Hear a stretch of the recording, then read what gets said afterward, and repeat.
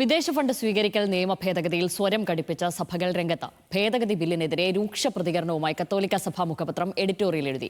ഭേദഗതി ബിൽ ന്യൂനപക്ഷ വിഭാഗങ്ങൾക്കിടയിൽ ആശങ്കയുണ്ടാക്കുന്നുവെന്ന് മുഖ്യമന്ത്രി പറഞ്ഞു.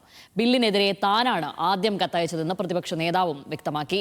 അതേസമയം സഭകളെ സമാധാനിപ്പിക്കാൻ ക്യാമ്പയിൻ സംഘടിപ്പിക്കാനാണ് BJPയുടെ തീരുമാനം.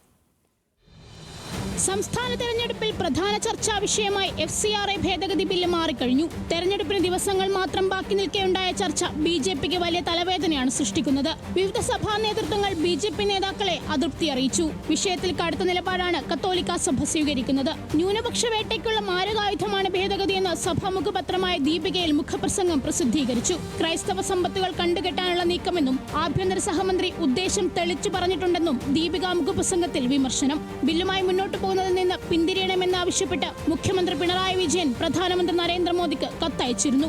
ന്യൂനപക്ഷ വിഭാഗങ്ങൾക്കിടയിൽ വലിയ ആശങ്കയുണ്ടെന്നും ഒരു കൂട്ടരെ അകറ്റി നിർത്തുന്ന നിലയല്ല സ്വീകരിക്കേണ്ടതെന്നും മുഖ്യമന്ത്രി പറഞ്ഞു. എല്ലാവരെയും ചേർത്ത് പിടിച്ചുകൊണ്ടാണ് ഒരു രാജ്യം മുന്നോട്ട് പോകേണ്ടത്.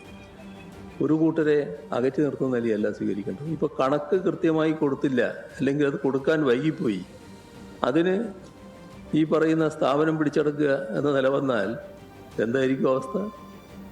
ഇതിനൊക്കെ സാധാരണ ഒരു നിയമപരമായി സ്വീകരിക്കുന്ന നടപടികളില്ലേ, അതിൽ നിന്ന് വ്യത്യസ്തമായി പോവുകയാണ് ഇവിടെ. ഇത് അങ്ങേയറ്റം അപകടം ഉണ്ടാക്കുന്ന കാര്യമാണ്. FCRA വിഷയത്തിൽ പ്രധാനമന്ത്രിക്ക് ആദ്യം കത്തയച്ചത് താനാണെന്നും ഭേദഗതി ബിൽ പിൻവലിക്കണമെന്നും പ്രതിപക്ഷ നേതാവ് VD സതീശൻ. ആദ്യം പ്രധാനമന്ത്രിക്ക് കത്തയച്ചതാരാ? ആദ്യം കേരളത്തിൽ FCRA വിഷയത്തിൽ പ്രതികരിച്ചതാരാ? ഞാനാണ് പ്രതികരിച്ചത്. UDFന് വേണ്ടിയിട്ടാണ് ഞാൻ പ്രതികരിക്കുന്നത്. വ്യക്തിപരമായ പ്രതികരണമല്ലല്ലോ. മുഖ്യമന്ത്രി ഇപ്പോൾ വായെടുത്ത നുണയാണ് പറയുന്നത്.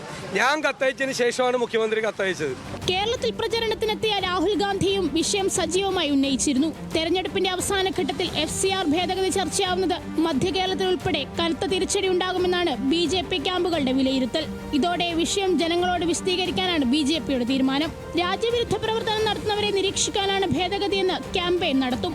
സഭാ നേതൃത്വത്തെ ഉൾപ്പെടെ നേരിൽ കണ്ട് സംസാരിക്കാനും തീരുമാനിച്ചിട്ടുണ്ട്. ക്രിസ്ത്യൻ വിഭാഗത്തെ ബാധിക്കുമെന്നത് പച്ചക്കള്ളമാണെന്നും FCRAക്കെതിരായ വ്യാജ പ്രചരണം പൊളിക്കുമെന്നും രാജീവ് ചന്ദ്രശേഖർ പറഞ്ഞു. എത്രയോ എഡ്യൂക്കേഷൻ ഇൻസ്റ്റിറ്റ്യൂഷൻസ് യൂസ് ചെയ്യുന്നുണ്ട്, എത്രയോ കോളേജസും ട്രസ്റ്റും യൂസ് ചെയ്യുന്നുണ്ട്.